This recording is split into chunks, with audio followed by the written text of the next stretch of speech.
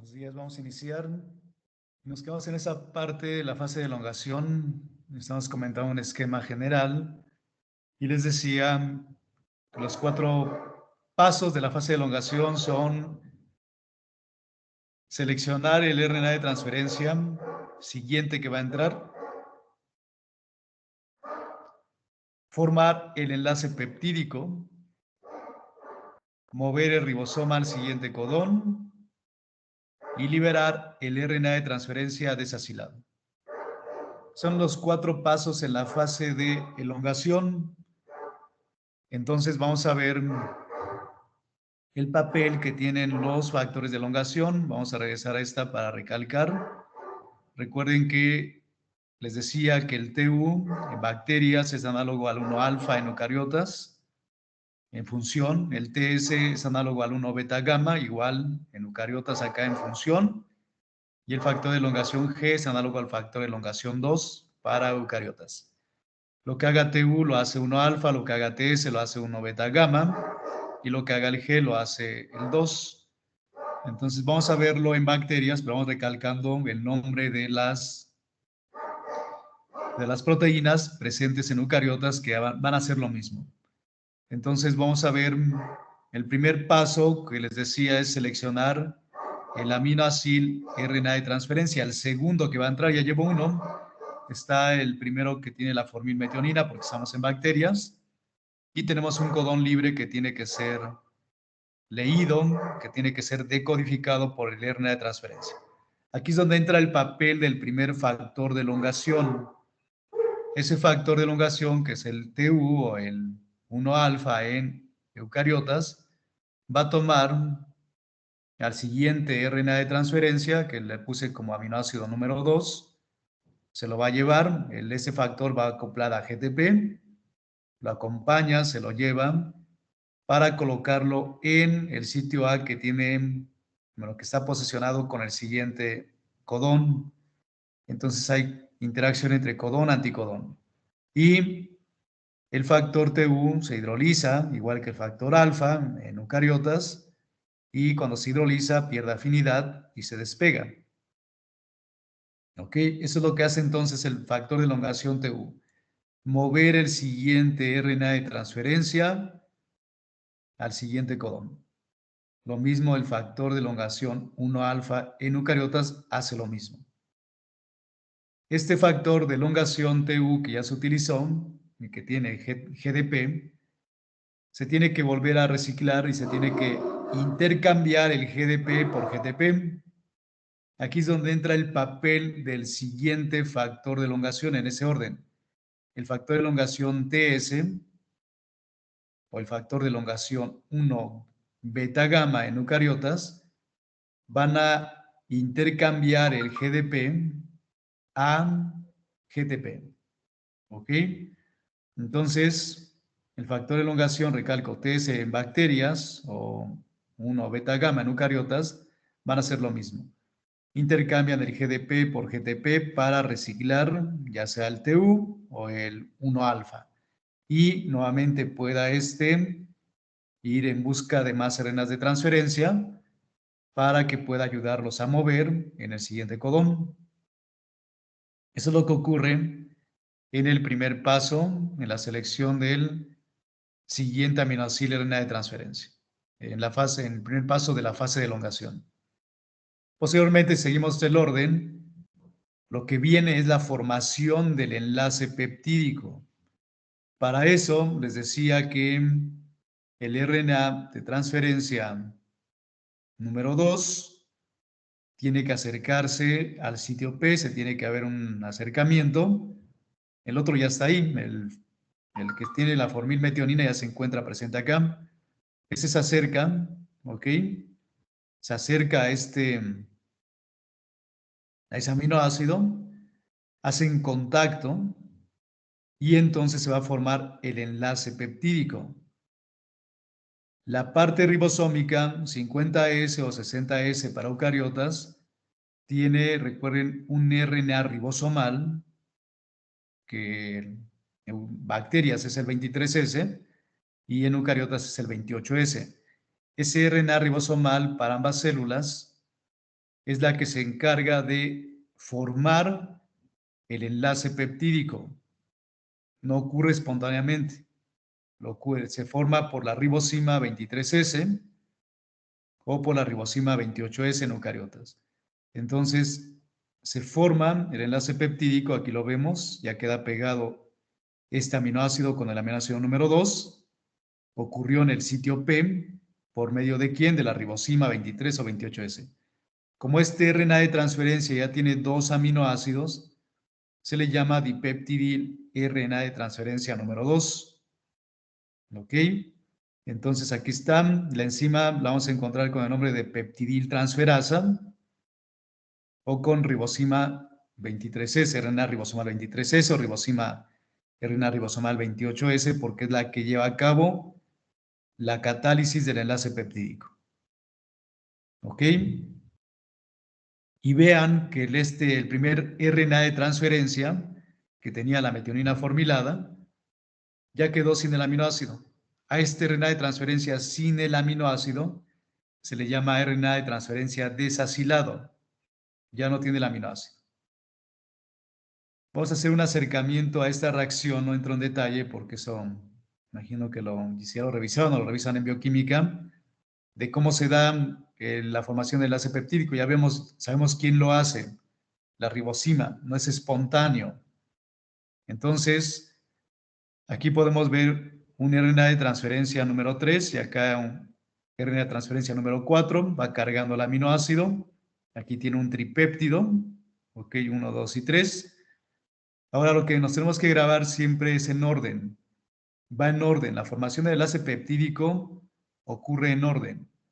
Siempre va a ser la interacción del grupo carboxilo de este aminoácido, siempre en ese orden, con la interacción del grupo amino de este aminoácido.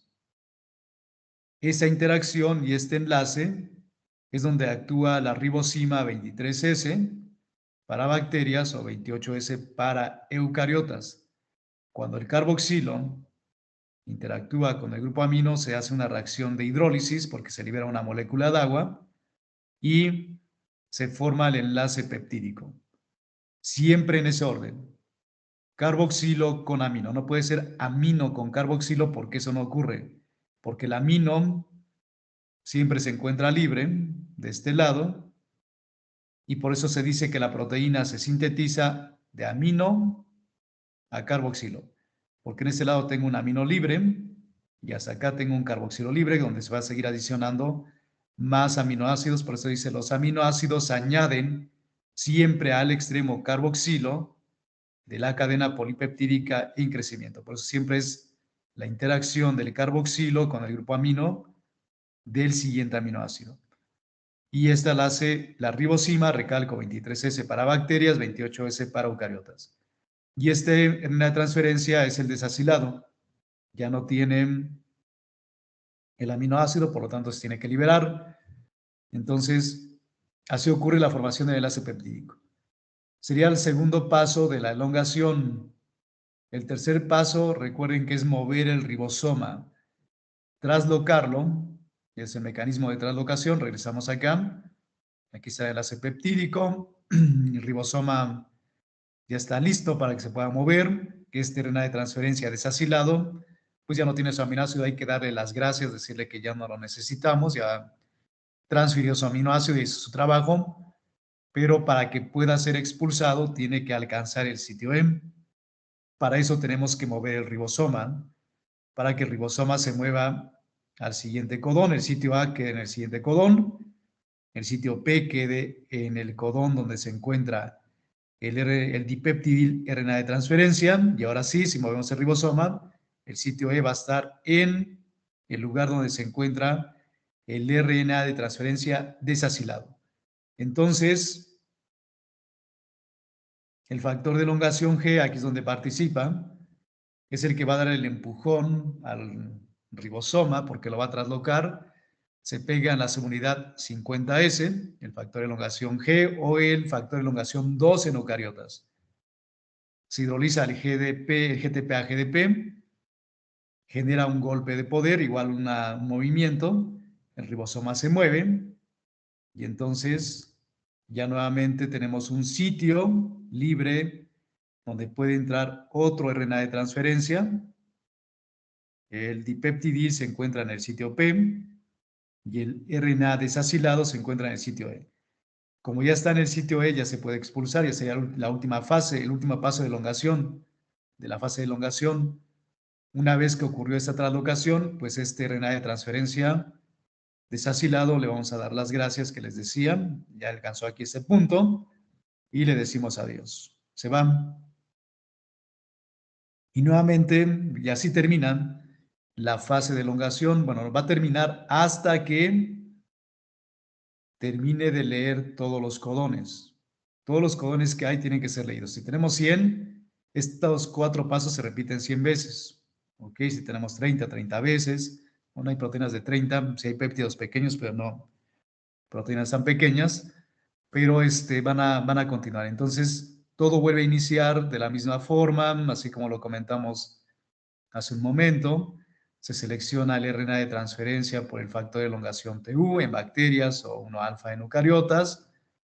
Lo colocan en el siguiente codón que se encuentra libre, bueno, en el sitio A libre. Se hidroliza el GTP a GDP, se libera el factor de elongación. Se intercambia ese GDP por el factor TS o el factor beta gamma en eucariotas y avanzamos. Después sigue la formación del enlace peptídico, ahí lo vemos. Posteriormente la translocación del ribosoma, se puede volver a mover. Después la expulsión del RNA de transferencia y según el número de codones que hay, se va a repetir. Acá omito los factores de elongación. No olviden que aquí va un factor de elongación, se trasloca, bueno, se mueve el RNA de transferencia, se forma el enlace peptídico, se trasloca el ribosoma, se libera el RNA de transferencia desacilado, por eso se llama fase de elongación, fase de crecimiento. Y debemos de tomar en cuenta que el número de codones que vamos leyendo es el tamaño del péptido que va creciendo. Acá llevamos 1, 2, 3, 4, 5. Pues tenemos que tener 1, 2, 3, 4, 5 aminoácidos. Aquí voy a tener ya 6. Y si se dieron cuenta, todo esto que va creciendo se lo van pasando siempre al otro RNA de transferencia que entre. Se forma el enlace peptídico y se lo pasan a este. Se pasan la bolita, por así decirlo. Lo tiene uno, se lo pasa al siguiente y así sucesivamente. Todo termina posteriormente cuando el ribosoma encuentra un codón de paro, uno de los 3 codones de paro que hay. Cuando encuentra ese codón de paro, se detiene la síntesis de proteínas. ¿Ok? Y alguien encontró ese codón de paro. Ahora, antes de avanzar a la fase de término, vamos a ver algunas de las modificaciones que le pueden ocurrir al DNA y que se va a ver reflejado durante la lectura del RNA mensajero cuando se va a generar la cadena polipeptídica. Hay mutaciones que en el DNA pueden ocurrir, mutaciones, donde las mutaciones pueden ser, pues, mutaciones donde se elimine una base o un nucleótido que se le llama deleción o se inserte un nucleótido de más. Esas mutaciones de deleción e inserción pueden generar modificaciones drásticas en el código genético. Vamos a recalco, estamos imaginando que en el DNA, por eso tiene la timina. Adenina, timina, guanina, que sería el codón de inicio, porque es AUG, si lo transcribimos a RNA, sería AUG. Pero ahorita imaginamos que la mutación ocurre, todas las mutaciones ocurren en el DNA, porque es ahí donde van a, si no se repara, ahí se van a quedar. Entonces aquí tengo un codón, si es que se forma el codón, ya cuando se forme en el mensajero, van a ser codones por tripletes. Aquí tengo ATG, GAA, GCA, CGT, y marqué uno de ellos en otro tono, que está aquí, marca la guanina, para poner de ejemplo qué puede llegar a pasar. Y aquí están los aminoácidos que pueden codificar estos codones. Ahora, si ocurre una delesión, es decir, una pérdida de un nucleótido, se va a perder esta. Si quitamos ese nucleótido, se desplaza el marco de lectura porque se forma otro codón diferente. Si yo quito la guanina, ahora desplazamos y se forma A a G, un codón nuevo, C a C, otro codón nuevo. Prácticamente a partir de esa deleción todo lo demás va a cambiar, porque se vuelven a restablecer y se forman codones diferentes, codones nuevos que no se tenían. Eso provoca cambio en las proteínas y por lo tanto función en las proteínas o falta de función de las proteínas. Entonces acá está lo que les decía, en este codón, si quitamos este nucleótido, recorremos el código genético, es decir, AA se forma otro código ya con G, un triplete, después CAC, aquí está el otro, GT, y aquí bueno, puede haber otro, no se ve, puede haber otra base diferente. Y cambia a partir del lugar donde ocurrió la deleción, cambió el código genético. De ácido glutámico pasó a lisina, de alanina a histidina, y entonces en la proteína va a ser completamente diferente. Esas mutaciones que ocurren ya sea por deleción o por inserción se le conoce como mutación con cambio del marco de lectura. ¿Por qué? Porque el marco de lectura está cambiando. En una se va a leer como ácido glutámico, pero en la otra se lee ya como lisina, por el simple desplazamiento que ocurrió en el código genético. La deleción, como la inserción, generan mutaciones con cambio del marco de lectura, siempre y cuando caigan, obviamente, del código genético. Si cae en otro lugar, si hay una deleción, una inserción en otro lugar que no codifique, pues vamos a hablar de una mutación de tipo silenciosa, por ejemplo, no vamos a verla. Una inserción ocurre lo mismo. Vamos a imaginar que aquí en lugar de quitar guanina, insertamos una citosina. Antes de la guanina, citosina, y voy a tener citosina, guanina, adenina, genero otro marco de lectura. También hay otro cambio de marco de lectura. Y todo eso, pues va a ser leído cuando está generándose la proteína, en este mecanismo que estamos revisando. Cuando se genera esa proteína, pues va a leerse otro codón diferente y genera una proteína con características diferentes, probablemente sin función esa proteína que se va a generar. ¿Ok? Pero todo parte del DNA. El DNA que se muta y que no es reparado, pues va a ver reflejado en el código genético con cambio en el marco de lectura y por ende en la proteína que se va a producir. Y ahora sí, vamos a ver la última fase, que es la terminación de la cadena, de la síntesis de la proteína, y eso ocurre por factores de liberación. Para este mecanismo requerimos factores de liberación. Obviamente requerimos los codones de paro. Recuerden que son 3, UAA, UAG o UGA. Los factores de liberación, por las siglas en inglés, se abrevian como RF. En bacterias hay 3 factores de liberación, el 1, 2 y 3, así como tal, enumerados con números arábigos, 1, 2 y 3. De estos 3 que tenemos, forman 2 grupos. El 1 y el 2 forman parte de un grupo que se conocen como factores de liberación RF1 romano, para no confundirlo con un arábigo. Estos incluyen 2 y los factores de liberación. El otro tercer factor de liberación se le llama factor de liberación RF2, que solamente está el 3. El 1 y el 2 se parecen porque son los que van a reconocer los codones de paro. El 3 no reconoce codones de paro. Tiene otro propósito. Ahorita vamos a indicar, bueno, aquí lo dice qué propósito tiene, pero vamos a ver una imagen. Entonces, el factor de liberación 1 y 2, arábigo, van a reconocer codones de paro. Tanto el 1 como el 2 pueden reconocer el codón de paro UAA. Los dos reconocen el mismo sitio. La diferencia es que aparte de reconocer este sitio, el factor 1 reconoce específicamente UAG y el factor 2 reconoce también específicamente UGAM. Reconocen esos factores, bueno, esos sitios de paro. El sitio de paro y el factor de liberación más utilizado en bacterias va a ser el 1, ¿ok? Y el codón de paro más utilizado va a ser el UAG. cuando el factor de liberación tipo 1, como es el más utilizado, se encuentra ubicado en uno de estos dos sitios, una vez que se detuvo la síntesis de proteínas y terminó con la producción, el factor 3, RF3, va a reconocer el factor 1, lo va a liberar mediante la hidrólisis de energía, y entonces al liberarse termina la síntesis ya prácticamente de proteínas y se desmonta todo el complejo. Entonces vamos a ver el ejemplo acá, recalcamos con esta imagen. Aquí está un pequeño péptido, polipéptido que se formó.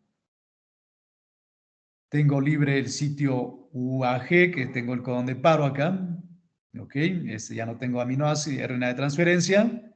Llega el factor de liberación, vamos a poner de ejemplo el 1 porque es el codón particular que reconoce. RF1 llega, se une a ese codón de paro. Al pegarse se frena la síntesis de proteínas, se hidroliza el enlace peptídico que se encuentra acá, se libera la proteína, en el caso de bacterias va a ser en el citosol, en el caso de eucariotas en el citosol o retículo endoplásmico rugoso. Y ahora, una vez que se frenó y se hidrolizó el enlace peptídico, viene el factor 3, se pega con el 1, se hidroliza el GTP a GDP y se lo lleva. Lo va a quitar, conduce su desplazamiento. Y entonces, así termina la síntesis de proteínas. Lo único que faltaría es romper ese complejo. Ese complejo se va a romper gracias a un conjunto, otras proteínas, que una de las que ya vimos, van a participar, más otros factores de liberación adicional que tenemos, que lo puse acá. Entonces ya tenemos esta parte, el factor G de elongación vuelve a participar, se hidroliza el GTP a GDP, una proteína llamada RRF, que es un factor de liberación, se va, igual va a participar, va a entrar para romper esos complejos y eliminar el último RNA de transferencia que está en el sitio P, ya no está en el sitio E, y se rompe el complejo. 50S se separa, 30S se separa, y se pega el factor de inicio 3, que lo habíamos comentado en bacterias, que es importante para evitar que nuevamente se una el ribosoma y que se encuentren separadas. Porque el ribosoma completo, el que hemos comentado, llamado 70S en bacterias o 80S en eucariotas, solamente lo voy a tener de esa forma cuando se está llevando a cabo la traducción. Mientras no haya traducción, las subunidades ribosómicas se encuentran separadas. Y el mensajero en bacterias, principalmente en eucariotas, si ya no se requiere, se destruye. Es más común en eucariotas destruirlo. Los de transferencia se pueden reciclar y estos están inhibidos para esperar nuevamente la lectura y el ensamble de otro RNA para el inicio de la traducción. Eso es lo que ocurre y al final termina lo mismo en eucariotas, casi es algo parecido, se desmonta todo y como les decía en eucariotas, generalmente el mensajero se va a eliminar para no ser leído. Ahora, como les decía en la clase pasada, los codones que tenemos, recuerden que son 61 codones que van a codificar aminoácidos, pero solamente son 20 aminoácidos diferentes. Solamente hay 20 aminoácidos diferentes que vienen como tal establecidos en el código genético que se presenta en el DNA. Sin embargo, se ha visto que tenemos variaciones del código genético. Se pensaba que el código genético era universal y que todo ese código era para todas las especies que hay, pero resulta que pues el código genético no es tan universal como se pensaba, porque hay variaciones en el código genético. Les comenté ayer que tenemos 20 aminoácidos que forman parte de las proteínas y que se pueden combinar de forma diferente, esos aminoácidos. Pero tenemos 2 aminoácidos adicionales, conocido uno como el aminoácido número 21 o 21º y el otro 22º aminoácido número 22. Esos aminoácidos son modificaciones de otros aminoácidos ya existentes, pero que tienen un grupo adicional. y se pueden encontrar también en las proteínas, pero no en todas las especies o no en todas las células también. Entonces, ¿cuál es el aminoácido número 21? Se le conoce como selenocisteína y el aminoácido número 22 se conoce como pirrolicina. Ahora quiero que se fijen. El codón que va a dar origen a este aminoácido modificado es un codón de paro. UGA es un codón de paro. UAG es otro codón de paro que da origen a la pirolicina. No está directamente codificado en el código genético, así como que se diga en el DNA, lo tenemos, por eso se dice que solamente estrictamente hay 20 aminoácidos codificados en el DNA. Estos sufren por modificación posterior, que se reconoce por factores de elongación que están presentes y que hacen que se acople ese RNA de transferencia a este codón de paro, dejando este aminoácido. ¿En qué tipo de especies puede encontrar estas modificaciones? Pues generalmente en bacterias que viven en medios ambientes extremos, que son las arqueobacterias, ambientes extremófilos. Sin embargo, también en la mitocondria se ha observado que hay proteínas que tienen selenocisteína o pirolicina. Se encuentran modificadas. Pero entonces tenemos dos aminoácidos más que van a formar parte de las proteínas que se modifican después y que reconocen estos codones de paro. Es una cisteína, si se dan cuenta, pero modificada. Tiene un grupo selenio y acá un grupo pirrol, es la lisina con su grupo pirrol, modificado también, pero al final es lisina modificada. Pero se llama aminoácido número 21, 21º o 22º. ¿Qué otra variación tenemos en el código genético? Ayer les decía, o antier, que el codón de inicio es AUG, lo hemos visto. El codón de inicio es AUG en la mayor parte de las especies y que nos da origen a la metionina. Sin embargo, en muchas bacterias, en lugar de reconocer el AUG, reconocen otro codón. Bueno, aquí está el ejemplo, se me olvidaba que estaba esta imagen. Vemos aquí está la modificación para, lo puse de selenocisteína. Aquí lo tenemos. Ese es el RNA de transferencia para selenocisteína que tiene el anticodón ACU, que va a ser complementario a esta, AUGA. En primera instancia se le pega una serina, no una cisteína, se pega una serina. Posteriormente, por medio de una enzima, se cataliza y se convierte en selenocisteína. Al encontrarse este RNA de transferencia con selenocisteína, hay un factor de traducción específico para este RNA de transferencia que lo toman, lo lleva al RNA que tiene la secuencia UGA.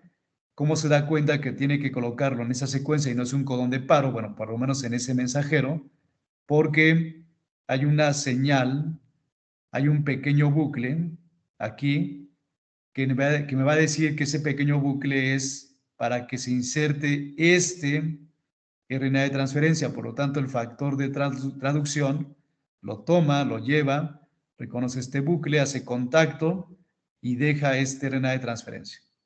Y entonces se forma el enlace peptídico y se continúa con el camino. Acá no se pega, este bucle hace que no se pegue un factor de liberación, pero que sí se pegue esta para que se pueda originar ese aminoácido modificado.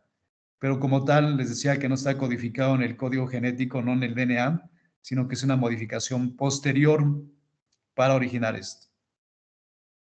Y ahora sí, ya después le sigue creciendo la cadena. Después de adicionar esto, continúa el crecimiento de la cadena.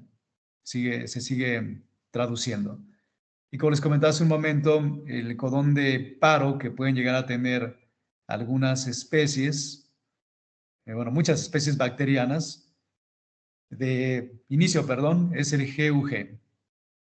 Este GUG normalmente se codifica como valina, pero en muchas bacterias lo ocupan como codón de inicio. Y al ocuparla como codón de inicio, no da origen a valina, da origen a metionina. Es una variación del código genético.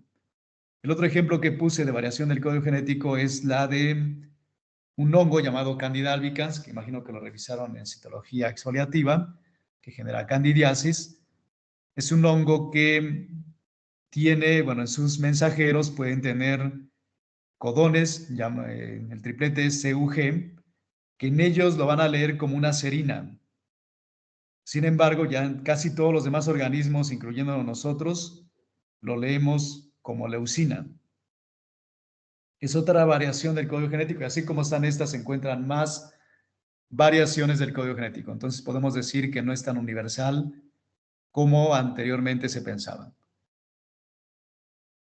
Ahora vamos a ver un mecanismo importante, una vigilancia durante la traducción, que se conoce como vigilancia y control de calidad del RNA mensajero. Este mecanismo es importante porque les había comentado en clases anteriores, cuando vimos procesamiento del RNA mensajero, les decía que el mecanismo de corte y empalme tiene que hacerse de forma muy controlada para evitar que no se generen mutaciones durante el procesamiento del RNA mensajero en el splicing. Y para eso les comentaba que tenemos sitios de corte y empalme, tanto 5' como 3', que el complejo spliceosoma lo reconocía y podía indicar pues el mecanismo que, bueno, dónde cortar, dónde inicia un intrón y dónde termina. Pero en ocasiones estos mecanismos de corte y empalme generan cortes incorrectos y se menciona que el 30% de las mutaciones que se heredan se deben por errores en el mecanismo de corte y empalme. Esos mecanismos de corte y empalme que tenemos, al cortarse de forma incorrecta, puede producir mutaciones finalizadoras. ¿A qué nos referimos con esto? A que al hacer un mecanismo de corte y empalme incorrecto, se pueden insertar codones de paro prematuro que no tienen que estar ahí porque no es una proteína que es un mensaje que no tiene ese codón ahí, pero al haber un corte incorrecto, se inserta un codón de paro prematuro. Ese codón de paro prematuro pues va a generar que la proteína no se termine de sintetizar, dando origen a una proteína más pequeña. Ahora, durante la vigilancia y el control de calidad del RNA mensajero, se supone que cuando se empieza a formar el complejo de inicio de la traducción, se termina de formar el complejo de inicio, empieza a avanzar del inicio, pasamos a la elongación, y cuando llega al codón de paro termina la síntesis de proteínas, pero vamos a imaginar que sea una proteína que tenga 103 aminoácidos. Pero si se insertó un codón de paro en la posición 102. Insertan en la posición 102, tendríamos un polipéptido de 101, porque en 102 ya no se traducen, porque sí es un codón de paro, y le faltarían entonces 2 aminoácidos a esa proteína, estaría más pequeña. Ese tipo de mutaciones finalizadoras, donde se insertan codones de paro prematuro, esos mensajeros tienen que ser destruidos, pero antes de destruirse, se puede leer una vez, porque en la primera vez que se lee, pues no se ha reconocido que tiene una mutación, se forma el complejo, se lee, y entonces solamente una vez se traducen, y después de haberse traducido una vez, va a ser destruida. Ese mecanismo de leerlo una vez y destruirlo posteriormente se conoce como degradación mediada por mutación sin sentido. ¿Por qué llamamos mutación sin sentido? Si lo recuerdan, lo habíamos comentado en clases anteriores. Una mutación sin sentido quiere decir que no hay un código para originar a un aminoácido. Ese codón insertado, pues simplemente es una mutación finalizadora, es un codón de paro. Como es un codón de paro, no se puede codificar nada. Por eso es una mutación sin sentido. Se abrevia por así en inglés como NMD. Ahora, ¿por qué se puede leer una vez y después ya no? ¿O por qué se destruye después? Tiene que ver con un complejo que les comentaba también en clase. Les decía, cuando se lleva a cabo el mecanismo de corte y empalme, se adiciona en los mensajeros un complejo llamado complejo de unión exónico, que es muy importante para este proceso, para la vigilancia y control de calidad del RNA mensajero. ¿Por qué va a ser importante para la vigilancia? Porque durante la lectura del RNA, cuando va avanzando el ribosoma y va generando la traducción por los pasos que ya comentamos, durante la fase de elongación que se va desplazando el ribosoma, va a ir moviendo el complejo de unión exónico. Lo va a mover, lo va a desplazar y estos mensajeros que no tienen mutaciones finalizadoras, que son normales, tienen su codón de paro normal, ya no van a tener complejos de unión exónico porque el ribosoma a ir leyendo, al ir avanzando a través del mensajero, va a moverlos y lo va a desplazar y lo va a eliminar. Cuando se desmonta este RNA, bueno, se desmonta todo esto, este mensaje que no tiene los complejos de unión exónico, quiere decir que ya fue leído, pero que es normal porque ya no presenta los complejos. Cuando un RNA mensajero tiene un codón de paro insertado de forma prematura, que saca, y que no es el codón de paro normal, pues el ribosoma lo mismo va a leer, pero se va a detener acá, y los complejos de unión exónico que llegó a mover, que se desplazaron, van a quedar cercanos a la región 3', y cuando este ribosoma se desmonte, porque ya terminó la traducción, va a resultar que este mensajero, a diferencia del otro, tiene complejos de unión exónico desplazados en la parte 3' y que no fueron eliminados. Eso quiere decir que es un mensajero que ya fue leído porque se movieron los complejos, pero que tiene un codón de paro prematuro y tiene que ser destruido. Es lo que llamamos, que les decía hace un momento, degradación mediada por mutación sin sentido. Solamente traducimos una vez y posteriormente ya no se traduce. Y se destruye y entonces pues esa proteína va a faltar en las personas y aquellas proteínas que se llevan a formar porque se leyó una vez, pues son proteínas incompletas que pueden o no funcionar, tal vez le falte un aminoácido y funcione al 50% o no funcione como tal, depende del tipo de enfermedad también que hay. Y entonces, bueno, por último, esa parte de la traducción, se pueden formar dentro del mensaje, se pueden formar también estructuras llamadas polirribosomas. ¿Qué es un polirribosoma? En un solo RNA mensajero podemos tener múltiples ribosomas que van a estar leyendo el RNA para generar proteínas. Este ribosoma genera una proteína que va aquí adelante, el otro también, el siguiente, y una vez que llega a la parte final se desmonta, vuelve a iniciar para poder leer esta información. El objetivo de formar un polirribosoma es dar origen a aumentar la cantidad de proteínas que se van a producir. Los polirribosomas se encuentran tanto en eucariotas como en bacterias, pueden ocupar ese mecanismo de formar polirribosomas. Este es un mensajero eucariótico porque tiene capuchón, tiene su cola de poliadenosinas y tiene el puente que comentamos que se forma en la fase de inicio. Y ahora, para terminar el capítulo, vamos a ver algunos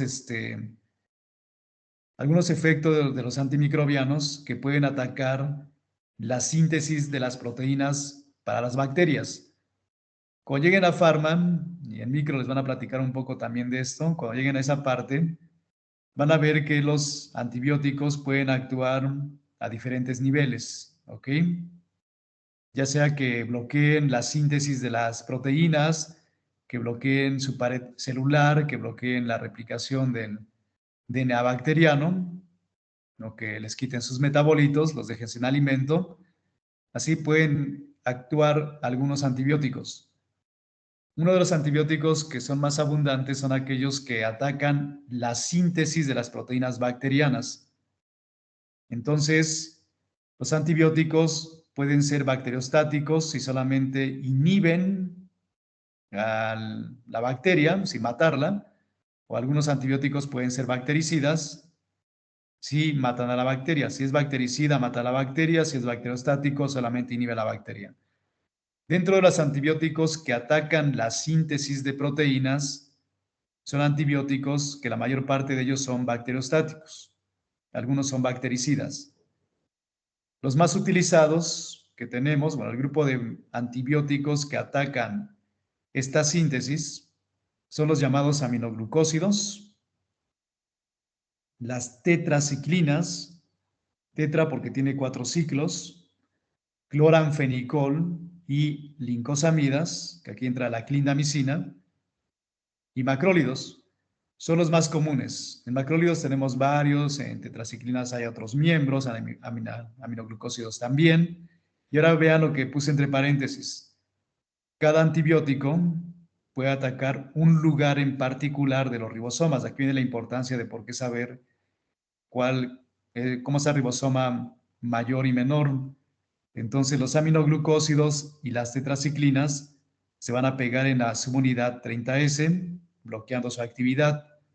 Cloranfenicol, las lincosamidas, macrólidos, se pegan en la subunidad 50S, bloqueando también su actividad. Al final, van a bloquear la síntesis de proteínas. ¿Ok? Lo van a bloquear. Vamos a ver algunos ejemplos. Bueno, hay un medicamento que puse acá que no entra en este grupo como tal, bueno, de estos que están enlistados, porque son medicamentos experimentales, pero hay uno llamado puromicina, un antibiótico, y ese antibiótico se parece mucho al RNA de transferencia del lado 3', que engaña a las bacterias pensando que es un RNA de transferencia y entonces terminan la producción prematura de la proteína, la detienen.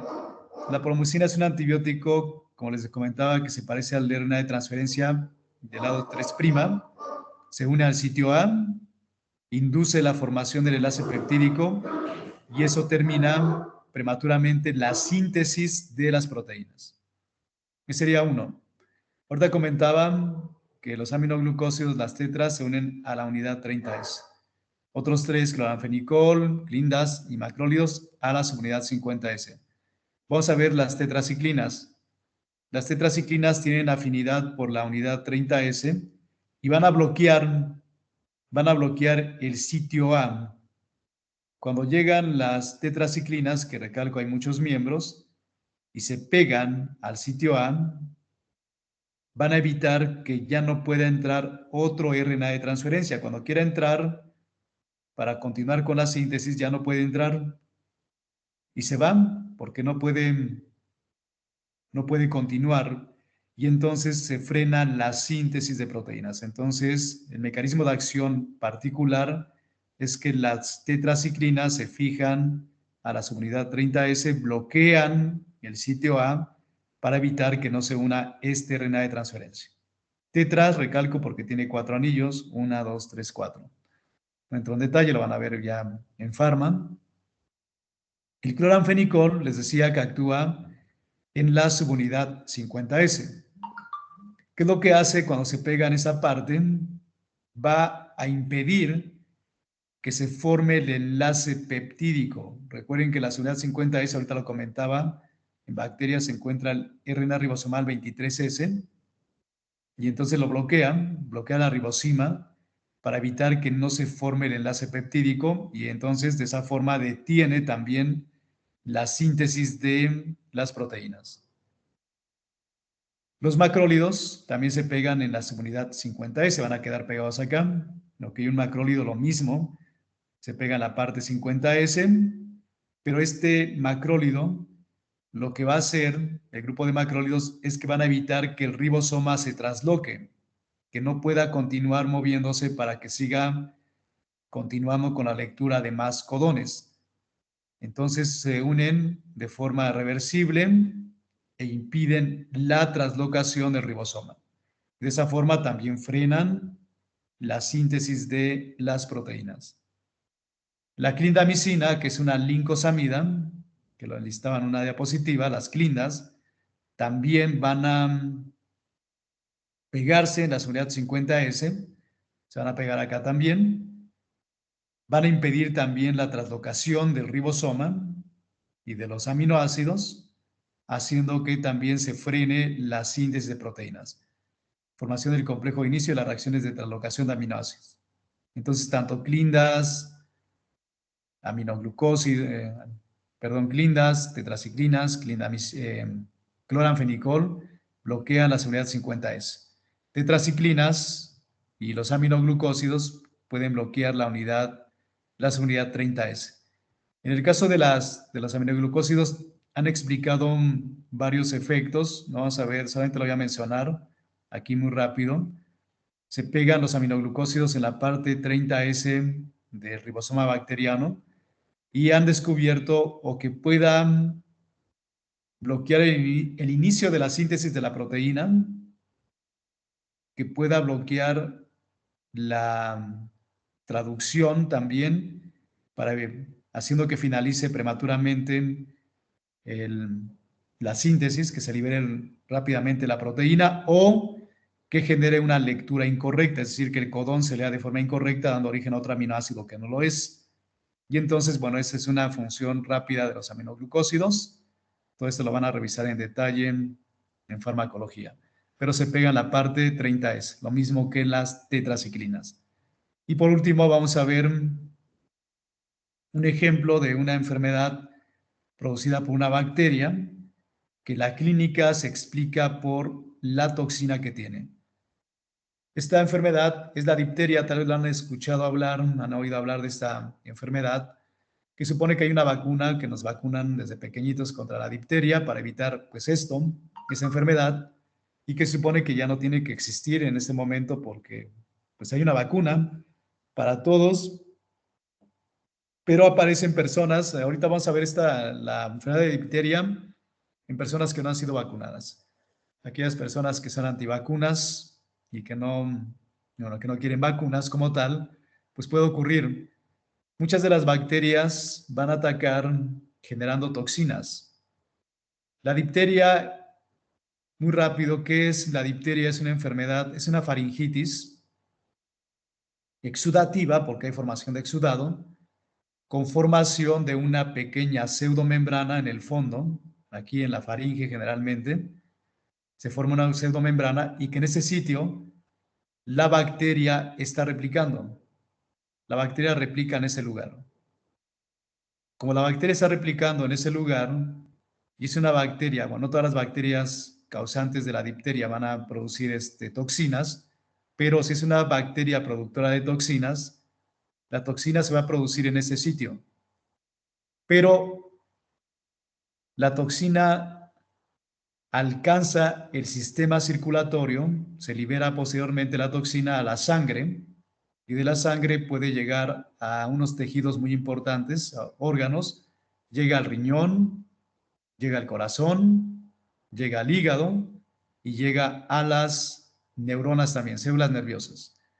Eso explica la fisiopatología de algunas personas y que cuando hay una toxemia, que se le llama, cuando las toxinas se encuentran en la sangre, se dice toxemia, llega a ser grave si no se atiende a tiempo y si no se da un antitoxoide, porque el paciente puede fallecer. No directamente por la faringitis que tiene, sino por la presencia de la toxina en la sangre y que ataca a esos tejidos. Principalmente genera daño renal grave en el paciente, daño cardíaco. Son como que los dos lugares más afectados que va a tener. ¿Qué hace entonces la toxina difterica en esos lugares? Pues bloquea la síntesis de proteínas de ese sitio.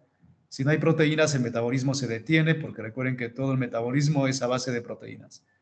En realidad, lo que hace la toxina difterica es que modifica a este factor que lo comentamos hace un momento, lo vimos en bacterias, que es el factor G en bacterias, y en eucariotas les decía que es el factor E2F, bueno, F2, que es el que se encarga de llevar a cabo la translocación del ribosoma. Entonces, normalmente es lo que hace, pero la toxina difterica se dirige a este factor de elongación, le agrega una ADP ribosa y de esa forma para su función y bloquea la síntesis de proteínas. ¿En qué tejido? En el riñón lo bloquea, por lo tanto el paciente va a tener daño renal. En el corazón el paciente tiene daño cardíaco. En células nerviosas, daño nervioso también, y en el hígado puede también provocar lesiones. Y eso es porque la toxina entró al sistema circulatorio. Al entrar al sistema circulatorio, llegar azul blanco, vamos a imaginar que esa es una célula renal, pues la toxina va a entra porque tenemos receptores o tenemos compuertas en esos lugares. La toxina penetra, aquí está el ribosoma, está trabajando correctamente, está llevando a cabo la síntesis de proteínas, se está traslocando muy bien, ¿ok? Aquí tenemos el factor de elongación 2 en eucariotas, unido a GTP, que es lo mismo que el factor G de bacterias. Hace lo mismo, el factor elongación 2 se pega en la unidad ribosómica 60S, mueve, cuando se hidroliza el GTP a GDP, mueve el ribosoma para traslocarlo y continuar con la lectura. Todo esto es un evento normal que está ocurriendo, pero cuando la toxina entra, se dirige al factor de elongación 2, lo modifica químicamente, le agrega una ADP ribosa, y cuando tiene esa ADP ribosa, el factor de elongación ya no trabaja. Si ya no trabaja, no se puede llevar a cabo la traslocación. Si no se traslocan, pues no vamos a poder leer los demás codones. Por lo tanto, se detiene la síntesis de proteínas. Y como les decía, pues todas las proteínas llevan a cabo nuestro metabolismo y los pacientes pues van a tener daño renal, daño cardíaco, daño neuronal y también puede ser daño hepático, ¿ok? Por esos cambios que tiene, y algunas de esas personas que no se diagnostican a tiempo también o que rápidamente avanzan, puede ser mortal y puede provocar la muerte de los pacientes. Entonces, bueno, eso explica un poco la fisiopatología de algunas enfermedades, como en el caso de la difteria, una difteria complicada porque la bacteria es productora de una toxina. No todas las bacterias son productoras de toxinas. Cuando produce una toxina es una enfermedad grave y, bueno, hay que atender a tiempo al paciente, siempre y cuando el paciente pues no está vacunado. Es muy raro verlos, pero podemos encontrarlos en personas que no se vacunan. Y hasta aquí termina esa parte del capítulo de la transcripción y traducción. Vamos a continuar el lunes con la replicación del DNA, pero ahora sí tal vez suba un video al rato para que lo revisen para iniciar la replicación. Y de ese video voy a preguntar la clase, la siguiente, ahora sí pregunto la clase el lunes del video que suba. Entonces estén atentos a la publicación y vayan estudiando. Ya la siguiente semana es nuestra evaluación, me parece que la siguiente. Estudien bien y revisen el video. No lo he subido, pero lo voy a subir. Va a ser de replicación, tanto el video como el capítulo pueden revisarlo. Entonces nos vemos el lunes. Que tengan buen día y que tengan buen fin de semana. Hasta el lunes. Gracias, doctor. Hasta luego. Gracias, doctor.